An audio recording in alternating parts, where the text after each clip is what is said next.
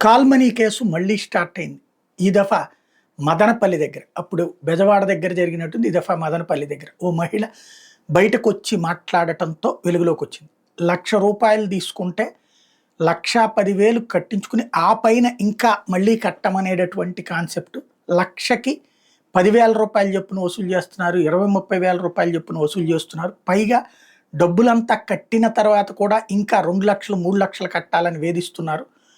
లేదంటే గనక వ్యభిచారం చేయమంటున్నారు అన్నటువంటి ఆరోపణ. ఇది ఎంతవరకు వాస్తవం అనేటటువంటిది పోలీసులు నిర్ధారించాల్సి ఉంది.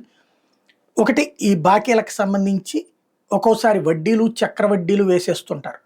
వడ్డీ వ్యాపారుల అరాచకాలు. ఎప్పుడైతే పేదవాడి చేతిలో డబ్బులుండవో, ఆ డబ్బులు లేనప్పుడు అవసరానికి అప్పిస్తారో, ఆ అప్పిచ్చినప్పుడు అప్పు తీర్చుకునేటటువంటి సందర్భంలో వేధించడం జరుగుతున్నటువంటి వ్యవహారానికి సంబంధించినటువంటి తాజా పరిణామాలు మళ్ళీ ఆరంభమైనాయని కనబడుతోంది.